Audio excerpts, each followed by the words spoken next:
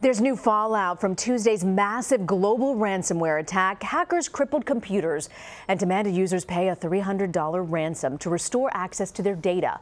So far, no one has claimed responsibility. James F. Fox is a risk assurance leader with Waterhouse Cybsecurity. Thank you so much for joining us. Thank you. Is there any indication at all as to who may have been behind this attack? Not yet. Attribution's always hard. And because the tools that were used to do this are literally available all over in the public and millions of people have the skill to do this, I think it will take a while to figure out who did it. The first thing is follow the motive and then see where the money goes. That's probably the best bet. So what's the difference between this one and the Wannacry virus that was launched in May? Nothing radically different. It's just a slightly better technology that they've used. There's a couple ways that it can infect faster, but in effect it's pretty much the same tactic and the same kind of software and platform. It takes advantage of a weakness in the machine. We know that the NSA computer codes, hacking tools were leaked and released into the dark web. Are you surprised that this is becoming more prevalent, and is the NSA, have they done enough to prevent any sort of future leaking of these types of codes? Well, I think there's a big demand for this type of software out there.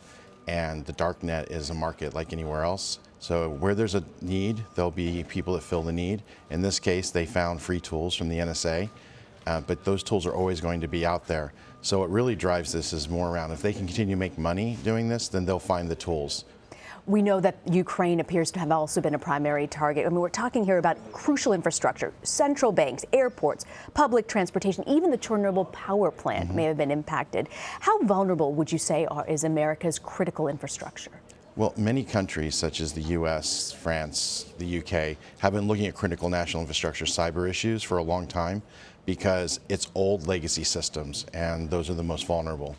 We and other countries have a lot of plans and efforts, and we practice all the time on how to recover from these, but they're going to be vulnerable. So what's more important is how do you recover from it? How do you stop it from spreading?